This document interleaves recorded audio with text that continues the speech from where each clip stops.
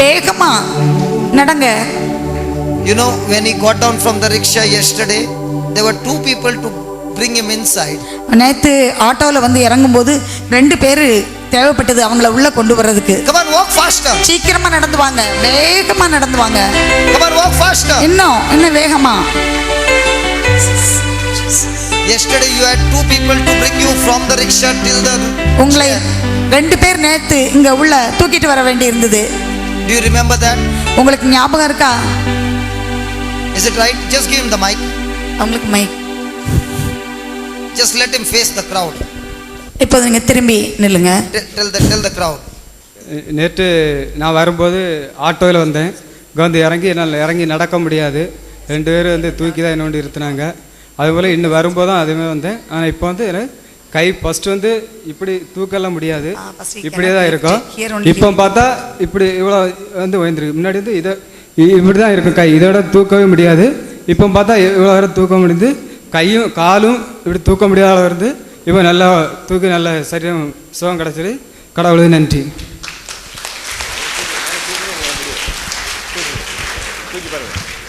Listen. Just as God has healed your legs, God has healed your hands. When I will come back in the month of August, I'm coming again in the month of August. I'll come and meet you. You will have a brand new skin. ஆண்டவர் உங்களுடைய கால்கள் கரங்கள் எல்லாவற்றையும் சுகப்படுத்தி இருக்கிறார். ஆகஸ்ட்ல திரும்ப நான் வர்றேன்.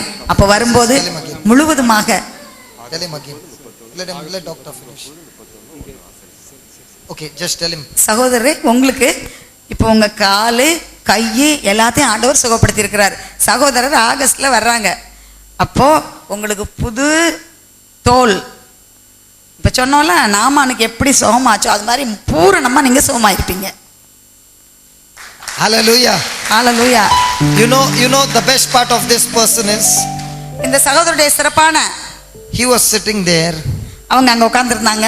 Not even once he told me pray for him. ஒரு நேரம் கூட என்ன பார்த்து எனக்காக ஜெபிங்கன்னு அவங்க சொல்லவே இல்லை. But he was totally listening to God's word. அவங்க முழுசும் இறைவார்த்தையை கேட்டுட்டே இருந்தாங்க. He was only listening to God's word. இறைவார்த்தையை மட்டும் கேட்டுட்டே இருந்தாங்க. It is your change of heart that has healed your legs. உங்களுடைய மனதில் ஏற்பட்ட மாற்றம் தான் உங்களுக்கு இந்த சுகத்தை கொண்டு வந்திருக்கு. And this healing is permanent because the change of heart, change of mind, change of your health. இது உங்களுக்கு நிரந்தரமானது. என்னன்னு சொன்னா உங்களுக்கு எண்ணத்துல மாற்றம் வந்திருக்கு, இருதயத்துல மாற்றம் வந்திருக்கு, உங்களுடைய உடல் சுகத்துல மாற்றம் வந்திருக்கு. இது நிரந்தரமானது. Praise the Lord. Praise the Lord. Hallelujah. Hallelujah.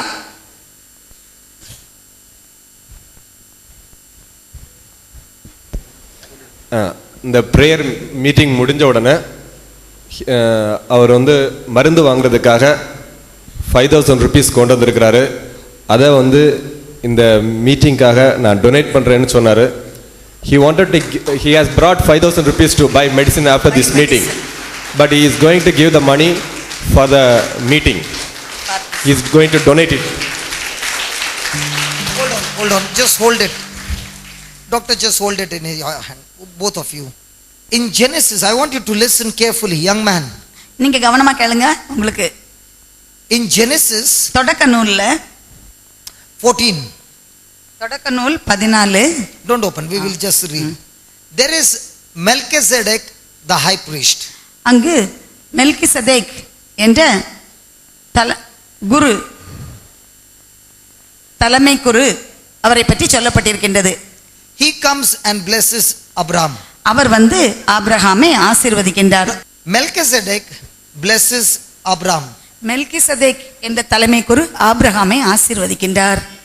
And the Bible says Abraham gives 1/10 of all. விவிலியம் சொல்கின்றது தனக்குள்ள எல்லாவற்றிலும் 1/10 பங்கை ஆபிரகாம் மெல்கிசதேக்கு காணிக்கையாக கொடுத்தார். So there is an exchange.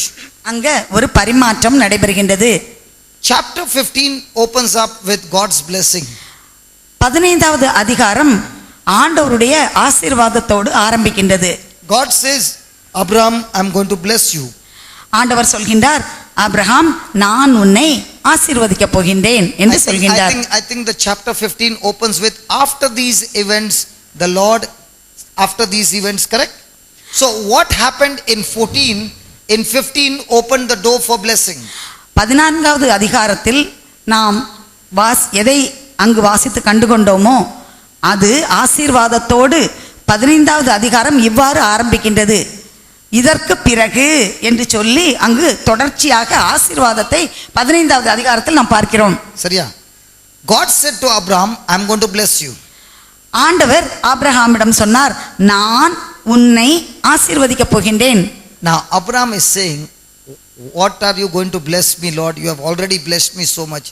One thing I lack, and that is I do not have a child.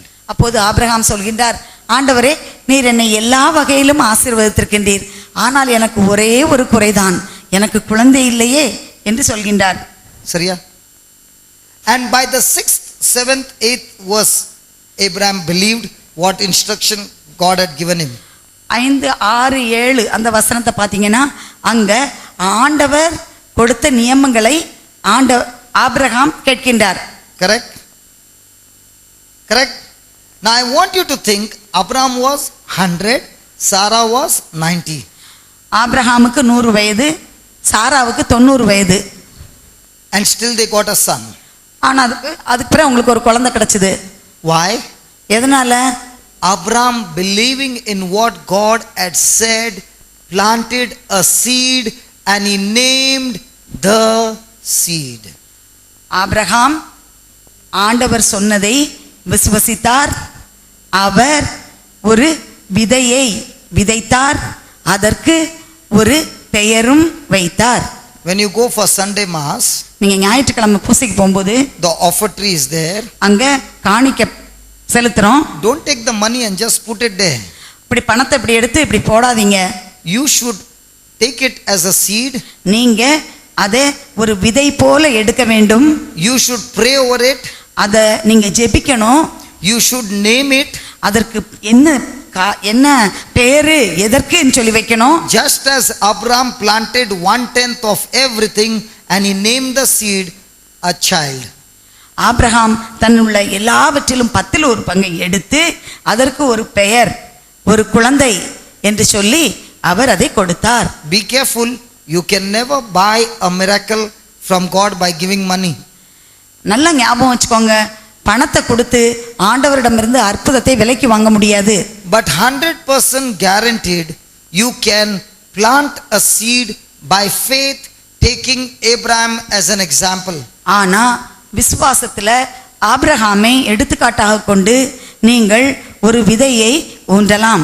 100% அது நிச்சயமாக நிறைவேறும் என்பதற்கு 100% உத்தரவாதம் சொல்லலாம். Now if you are giving 5,000, நீங்க 5000 ரூபாய் கொடுத்தீங்கன்னா, you just gave it, நீங்க அப்படி கொடுக்குறீங்க, did not pray over it, நீங்க அதுல பிரேயர் பண்ணல, did not name it, அதுக்கு பெயர் வைக்கல, you are planting a seed which is nameless. இப்போ அந்த விதைக்கு பெயர் இல்ல. சரியா? I am telling you, I have been blessed because I will never sow a seed without first naming it, praying over it and releasing it by faith, and I tell you that seed is able to bring things from the spiritual to the natural.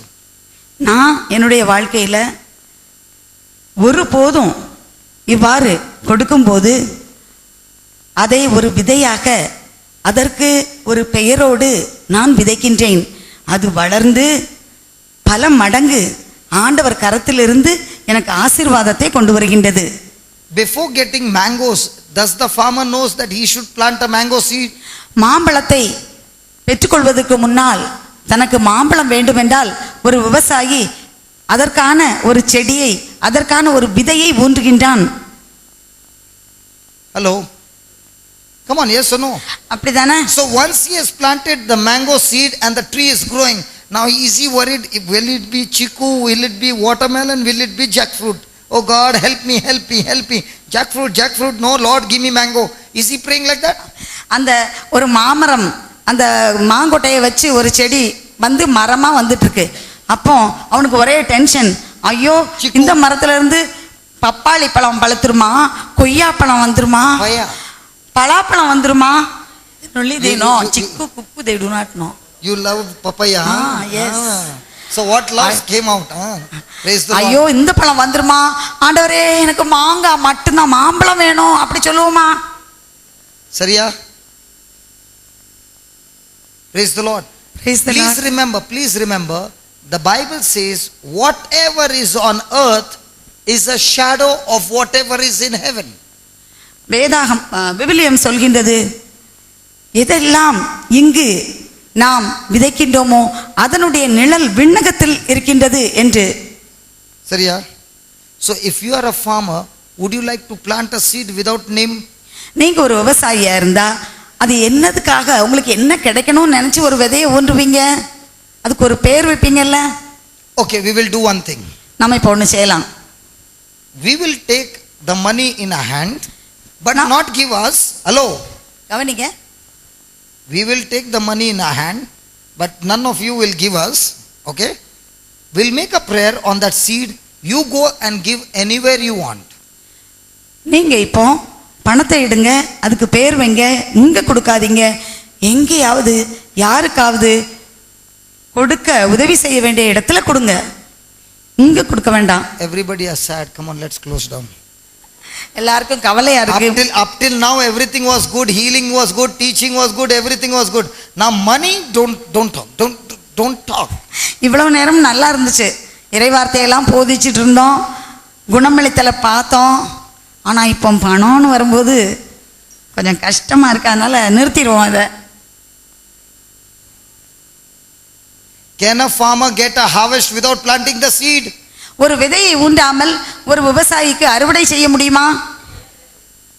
But Christian life, Father, put holy water, pray over me, bless me, harvest will come. ஆனா கிறிஸ்தவ வாழ்க்கையில, father எனக்கு தீர்த்தம்லாம் தெளிங்க, எனக்கு தலையில கை வச்சு ஜெபிங்க அப்படி சொன்னா நமக்கு அறுவடை கிடைக்குமா? And don't forget, Father, put anointed oil also, more harvest will come. அப்போது இந்த அபிஷேகம் பண்ணப்பட்ட அந்த எண்ணெயையும் ஸ்பெஷலாக எனக்கு கொஞ்சம் தேய்ச்சி விடுங்க, அப்படி செஞ்சா நமக்கு ஏதாவது விளைவு கிடைக்குமா? So are you ready to plant the seed? நீங்க எல்லாரும் ஒரு விதையை ஊன்றுவதற்கு தயாராக இருக்கின்றீர்களா?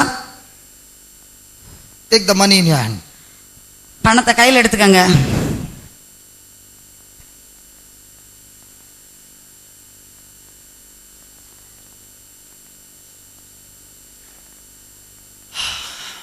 And listen, there's going to be no collection. You are not going to give the money to us, but surely you will go and plant the money somewhere. Okay. All இங்க the ஒரு children, கலெக்ஷனும் இல்ல, அந்த பணத்தை எங்களுக்கு கொடுக்க வேண்டாம். might be the children do not have the money with them. உங்க குழந்தைங்க இங்க வந்திருக்க குழந்தைங்களா இருக்கவங்க கையில யாருக்கும் பணம் இல்லாம இருக்கும். You can make a faith and say, Lord, by faith I got this much amount with me. When you go home, you can remove it from your purse and take that money. Okay? நீங்க இப்போ இப்படி கரங்களை மூடி வச்சுட்டு விசுவாசத்துல எவ்வளவு உங்கள்கிட்ட இருக்குதோ, எவ்வளவு கொடுக்கணும்னு நினைக்கிங்களோ அதை நான் வச்சிருக்கிறேன் ஆண்டவரே, நான் போன பிறகு அதை நான் கொடுப்பேன். இங்க கொடுக்கறது இல்ல. Cameraman, no money? David He is hiding already. Praise the Lord. Praise the Lord. Listen, this is not a joke. And you know what happens? When we come next time, you yourself will say, hey brother, thank you for teaching me how to plant the seed and reap the harvest. இப்போ உங்களுக்கு தெரியாது, அடுத்த தடவை வரும்போது நீங்க சொல்லுவீங்க, brother உங்களுக்கு ரொம்ப தேங்க்ஸ், ஏன்னு சொன்னா நீங்க எப்படி விதை விதைக்கணும் அப்படிங்கிற முறையை எங்களுக்கு நீங்க சொல்லி கொடுத்தீங்க அப்படின்னு சொல்லுவீங்க. And if the husband has got the money, wife will say, my husband has got the money, then wife is wearing husband's clothes. மனைவி சொல்லலாம், பணம் அது என் கணவர்கிட்ட தான் இருக்குது, Now the purse is gone. பணம் என் கணவர்கிட்ட தான் இருக்கு அப்படி சொல்லலாம். அப்ப மனைவிலாம் கணவருடைய உடையா உடுத்திட்டு இருக்கீங்க. So are you ready? எல்லாரும் ரெடியா இருக்கீங்களா? So all the farmers who have got seeds in their hand, stand up. எந்தெந்த விவசாயிகள் கையில இப்போது விதை இருக்கின்றதோ அவங்கெல்லாம் எந்திரிங்க. விதை வச்சிருக்கவங்க எழும்புங்க. All the farmers who have got seeds in their hand, stand up. எந்தெந்த ஃபார்மர் நிலத்துல விதைக்க போறேன் அப்படின்றவங்க கையில விதை வச்சிருக்கவங்க எழும்புங்க. And remember one thing, bigger the seed, bigger the harvest, according to God's word. நீங்க ஒண்ணு ஞாபகம் வச்சுக்கோங்க, விதை எவ்வளவு பெருசா இருக்கோ அவ்வளவு பெருசா விளைச்சலும் இருக்கும். She's laughing. It is given in the word. இது வந்து நான் சொல்லல, இறை வார்த்தை சொல்கின்றது. Some people might be thinking good way of making the purse empty. மற்றவங்க நினைக்கிறாங்க இது வந்து கையில் இருக்க பர்ஸை வெறுமையாக்குறதுக்கு ஒரு வழி. I'm not saying anything. I'm saying what Jesus is saying. நான் என்னுடைய அறிவில் இருந்து சொல்லல, ஆண்டவர் இயேசு சொன்னதை சொல்றேன். The bigger seed you sow, the bigger the harvest. உங்களுடைய விதை வந்து பெரிதாக இருந்தால் உங்களுடைய அறுவடையும் அதிகமாக இருக்கும். And let me tell you, in this sowing, the nuns are not exempt.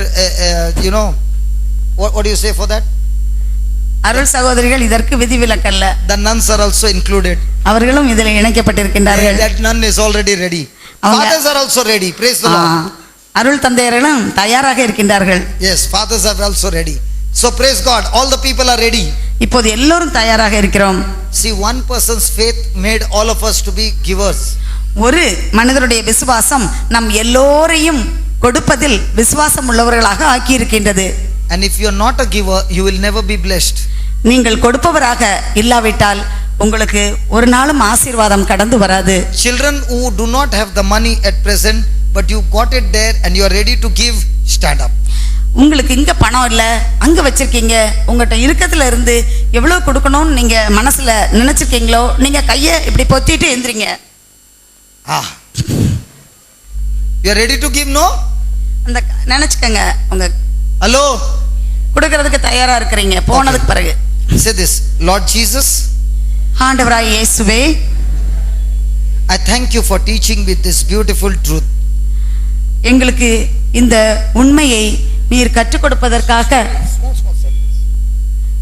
ஆண்டவராகிய இயேசுவே,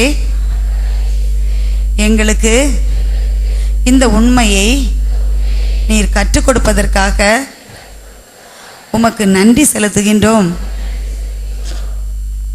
Lord Jesus, thank you for teaching me that there is so much of power in sowing and reaping. ஆண்டவராகிய இயேசுவே, விதைப்பதிலும் அறுப்பதிலும் வல்லமை இருக்கின்றது என்பதை எங்களுக்கு கற்றுக் கொடுத்ததுக்காக நன்றி. Lord Jesus, I got a seed in my hand, and this seed is my sweat, talent, time, effort, everything I've put in this. ஆண்டவராகிய இயேசுவே, என் கையில் இருக்கக்கூடிய இந்த விதையானது என்னுடைய வேர்வையினாலும் உழைப்பினாலும் திறமையினாலும் தியாகத்தினாலும் உருவாக்கப்பட்டது. Lord Abraham gave 1/10 of everything to Melchizedek as Melchizedek blessed him.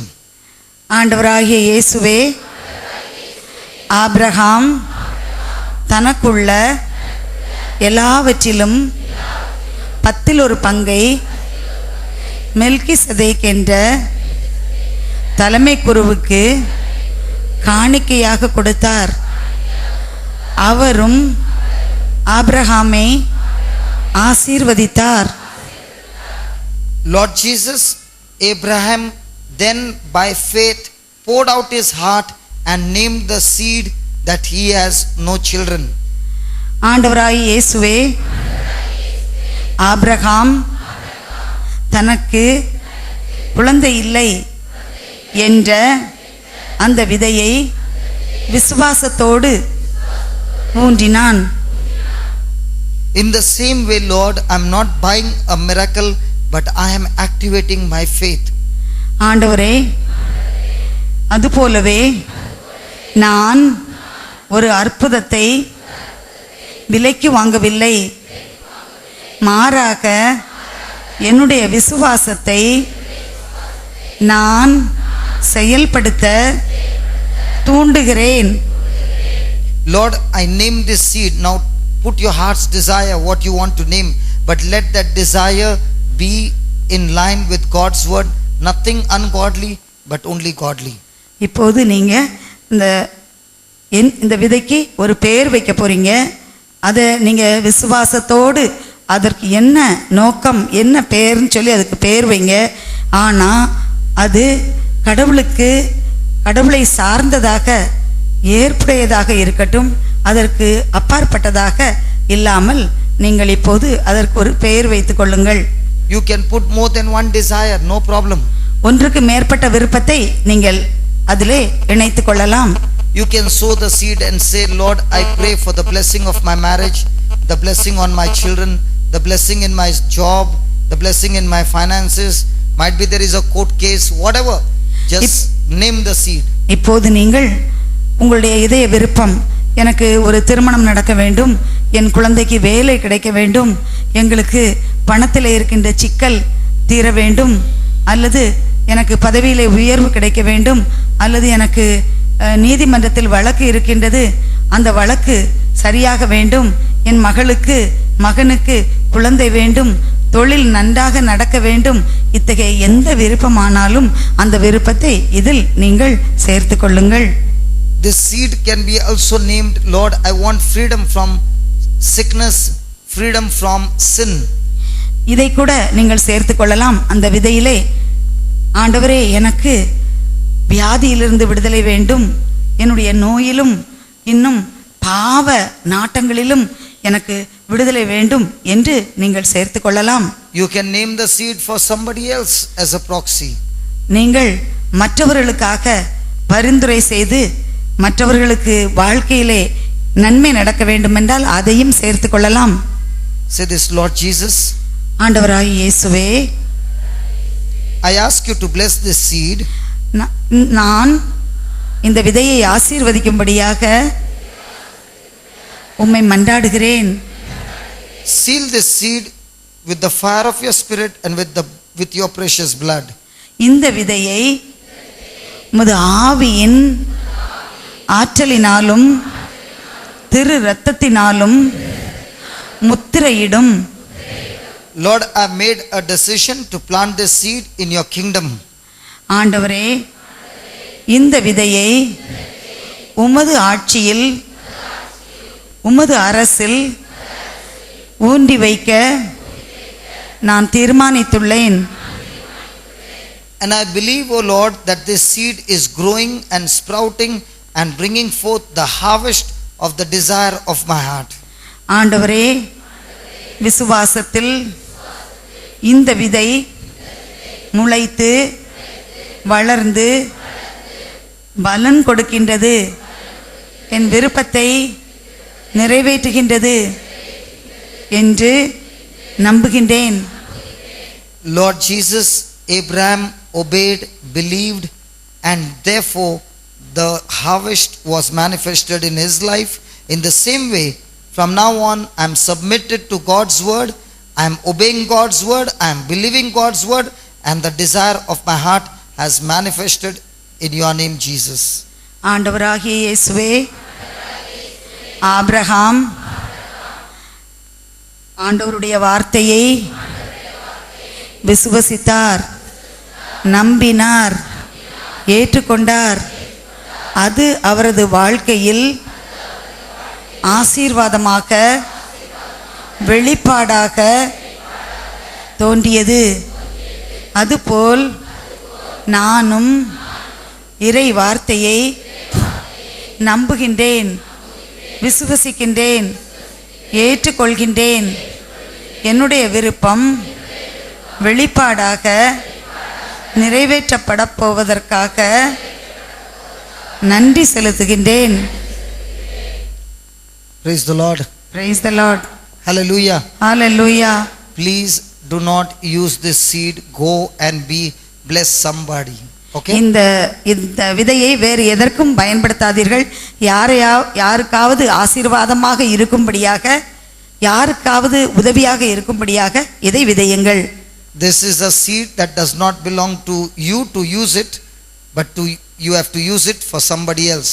இந்த விதை உங்களுடைய தனிப்பட்ட நோக்கத்திற்காக அல்ல, பயன்பாட்டிற்காக அல்ல, மாறாக ஆண்டவருடைய அரசை கட்டி எழுப்புவதற்காக இந்த விதையானது மற்றவர்களுடைய நலனுக்காக விதைக்கப்பட வேண்டும். So every Sunday just don't put the money like a farmer, name the seed.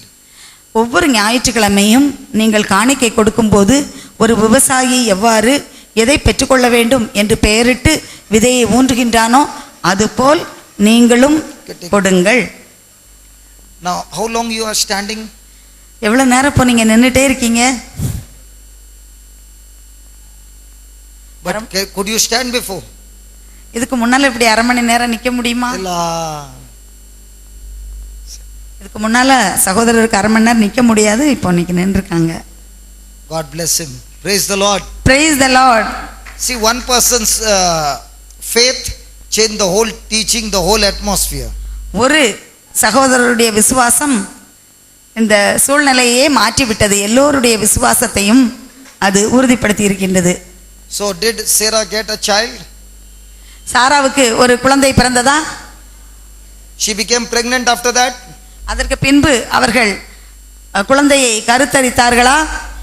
So in the same way, everyone seated here are now pregnant with the desire of your heart. It's in your spiritual womb and it will be delivered in due season by the Spirit of God. Praise the Lord.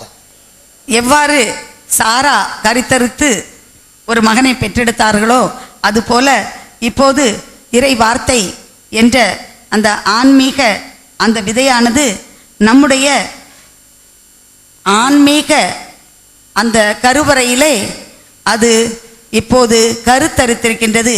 எனவே அது வளர்ந்து நாம் அதற்குரிய பலனை பெற்றுக்கொள்வோம். Praise the Lord. Praise the Lord. Can we give Jesus a big hand of praise for this teaching? ஆண்டவர் இயேசுவுக்கு இவ்வாறு நமக்கு கற்றுக் கொடுத்ததற்காக கரங்களை தட்டி நாம் மகிமைப்படுத்துவோம்.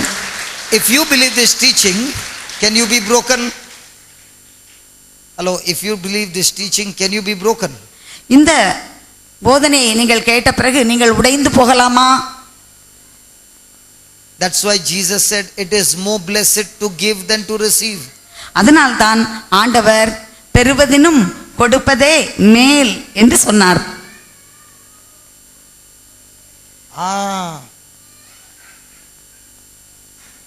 You are pregnant? Wow. Can we pray for the child also? நாம் இந்த சகோதரி பிரெக்னன்ட்டாக இருக்கின்றார்கள், அவர்களுடைய குழந்தைக்காக ஜெபிப்போம். Bring the child. அந்த குழந்தைக்காக நாம் ஜெபிப்போம். Stand here, sister. இங்க வாங்க நீங்க. Wow. See, when you came here, you stopped crying. இங்க வரும்போது அழுகை நிறுத்திட்டான். Good boy. Oh, loving Father, we thank you. We name the seed, O Lord, for a healing of this child and a beautiful, safe delivery of this precious sister, O Lord. ஆண்டவரே, நாங்கள் இப்போது இந்த அருமையான சகோதரிக்காக நாங்கள் ஒரு விதையை விசுவாசத்தில் ஊன்றி வைக்கின்றோம். இவர்களுக்கு சுகமான பிரசவமும் ஒரு நல்ல குழந்தையையும் கொடுத்து நீர் ஆசீர்வதிக்கும்படியாக நாங்கள் ஜெபிக்கின்றோம். Father, we bless the child inside a womb and we bless the child in the arms of the mother. ஆண்டவரே, இந்த சகோதரியின் வயிற்றில் இருக்க குழந்தையை நாங்கள் ஆசீர்வதிக்கின்றோம். அதுபோல் கரங்களில் வைத்திருக்கின்ற குழந்தையையும் நாங்கள் ஆசீர்வதிக்கின்றோம். Father, we pray for a complete protection and a mighty healing in the name of Jesus. ஆண்டவரே, இவர்களுக்கு ஒரு முழு பாதுகாப்பும் பூரண சுகத்தையும் நீர் கொடுக்க வேண்டும் என்று நாங்கள் மன்றாடுகின்றோம். We speak, O Lord, the ear be opened, the tongue be loosed, and the child begin to walk and run in the name of Jesus.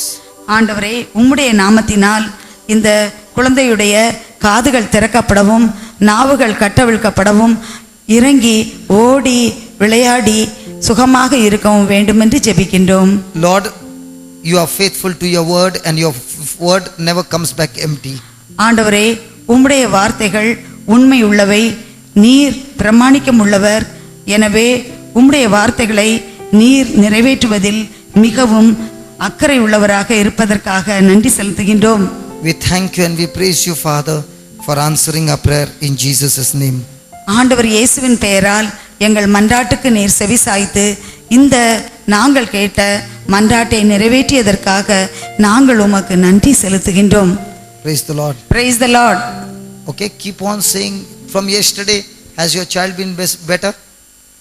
நேத்திலிருந்து நீங்க ஜெபம் சொல்லி கொடுத்தோம் சொல்லிட்டே இருக்கீங்கல்ல?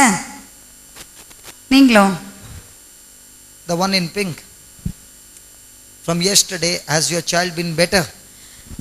நேத்திக்கு பிறகு இங்க வந்து நீங்க ஜெபத்துக்கு பிறகு குழந்தை நல்லா இருக்கிறானா? நேத்திக்கு இங்க வந்துட்டு போன பிறகு Okay. வலி எல்லாம் குறைஞ்சிருக்குதா? Now you again and again keep saying, my child is hearing, my child is speaking, and my child is running. நீங்க திரும்ப திரும்ப சொல்லணும், என் குழந்தை கேட்குறான், குழந்தை பேசுறான், குழந்தை ஓடி விளையாடுறான் அப்படின்னு சொல்லணும். Okay.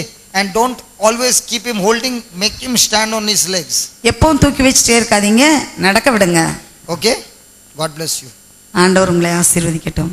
Because teaching is so important, because when you are taught the truth sets you free. ஏனென்றால் இந்த போதனையை, அதாவது ஆண்டவர் கற்றுக் கொடுப்பதை நாம் கேட்கும் போது அந்த வார்த்தையில் உள்ள உண்மையானது நமக்கு விடுதலை கொடுக்கின்றது, சுகம் கொடுக்கின்றது.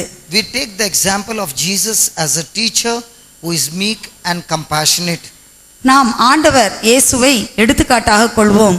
அவர் எளிமையும் தாழ்மையும் தாழ்ச்சியும் உடைய ஒரு போதகராக இருந்தார். He is compassionate on those who are ignorant. அறியாமையில் இருந்த மக்கள் மீது அவர் பரிவும் இரக்கமும் உள்ளவராக இருந்தார். There are many teachers in this world. இந்த உலகத்துல நிறைய ஆசிரியர்கள் இருக்காங்க. Let's say the child is a little slow and dull. உதாரணமா குழந்தை வந்து ரொம்ப மெதுவா படிக்கிற குழந்தையாகவும் கொஞ்சம் மந்தமாகவும் சீக்கிரமா எதையும் புரிந்து கொள்ள முடியாத ஒரு குழந்தையாகவும் இருக்குன்னு வச்சுக்குவோம். What will be the attitude of the teacher? அப்போ அந்த கற்றுக் கொடுக்கக்கூடிய ஆசிரியருடைய மனநிலை, அணுகுமுறை எப்படி இருக்கும்? The teacher will be hot and hasty. அந்த ஆசிரியர் எப்போதும் நல்ல கோபமாகவும் இன்னும் அவங்ககிட்ட ரொம்ப அவங்கள ரொம்ப பொருள்படுத்தாதவராகவும் இருப்பாங்க. If the student is little slow, how will be the teacher? ரொம்ப மெதுவா படிக்கக்கூடிய ஒரு மாணவராக இருந்தால் அந்த ஆசிரியருக்கு எப்படி இருக்கும்? Hello. எப்படி இருக்கும்? Teacher will be annoyed, teacher will be angry. But look at Jesus. He is very humble and meek and ready to teach again and again. அந்த அப்படிப்பட்ட மாணவர்களை கண்டால் ஆசிரியர்களுக்கு ரொம்ப கோபமா இருக்கும், எரிச்சலா இருக்கும். ஆனா ஆண்டவர் இயேசு எப்படி இருந்தார்? ஒன்றும் தெரியாத அறியாமையில் இருந்த மக்களுக்கு அவர் மிகவும் அன்போடு பொறுமையாக திரும்ப திரும்ப அவர்களுக்கு கற்றுக் கொடுக்க அவர் தயாராக இருந்தார். And the example would be the 12 disciples whom Jesus was training for 3.5 years. அதுல மிகச்சிறந்த எடுத்துக்காட்டு என்னன்னு சொன்னா 3 வருஷமா 12 அப்போஸ்தலர்களை கூடவே வச்சு அவங்களுக்கு கற்றுக் கொடுத்தது தான். All the time they were fighting, who is going to sit on the right side, who is going to sit on the left side. அவங்க எப்ப பார்த்தாலும் அவங்களுக்குள்ள சண்டை போட்டுட்டே இருந்தாங்க. யாரு வலப்பக்கத்துல உட்காருது, யாரு இடது பக்கத்துல உட்காருறது, யாரு பெரியவங்க, who is going to get this position, who is going to get this position. யாருக்கு இந்த பதவி கிடைக்கும், யாருக்கு அந்த பதவி கிடைக்கும் அப்படின்னு சொல்லி அவங்களுக்குள்ள போட்டி சண்டை எல்லாம் இருந்தது.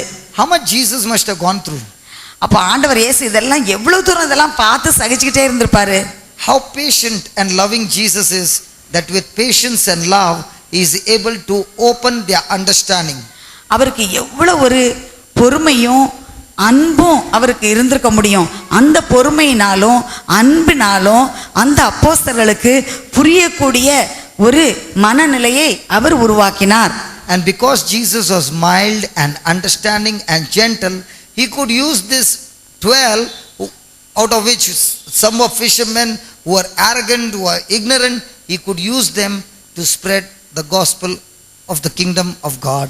ஆண்டவர் இயேசு இவ்வாறு மிகவும் எளிமையும் தாழ்ச்சியும் பொறுமையும் அன்பும் பரிவும் உடையவராக இருந்ததுனால இந்த 12 அப்போஸ்தலர்களையும் பொறுமையா அவங்களுக்கு கற்றுக் கொடுத்து அதோடு சேர்ந்து மற்ற கடல் தொழில் செய்யக்கூடிய தீவிரவாதமான முரட்டுத்தனமான குணமுள்ள மற்றவர்களையும் பயிற்சி கொடுத்து இறையரசை கட்டி எழுப்புவதற்கு அவர்களையும் கூட அவரால் தயார் செய்ய முடிந்தது.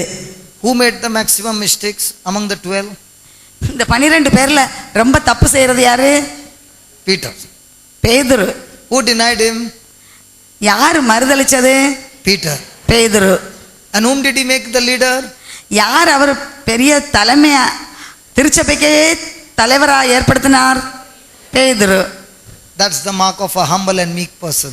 அதுதான் ஒரு கனிவுடைய எளிமையான சாந்தமுடைய மனிதருடைய அடையாளம். Even though he has made mistakes in the past, he remembers their mistakes no more. He is quick to forgive and quick to forget. கடந்த காலத்தில் எவ்வளவோ பெரிய தவறுகள் தப்பு செய்திருந்திருக்கலாம், ஆனால் அதை மிக வேகமாக மன்னிக்கவும் மறக்கவும் முடிந்தது. அதுதான் ஒரு கனிவுடைய தாழ்ச்சியுடைய மனிதருடைய குணநலன். Now Jesus chose his team, the disciples. ஆண்டவர் இயேசு அவருக்கு தேவையான சீடர்களை, அந்த ஒரு குழுவை அவர் தேர்ந்தெடுத்தார். Where did he teach them? Where did he choose them? From the big university? அவர் ஒரு பெரிய பல்கலைக்கழகத்துக்கு போய் அங்கே போய் ஒரு செலெக்ஷன் வச்சு அவர் செலக்ட் பண்ணி தேர்ந்தெடுத்து கொண்டு வந்து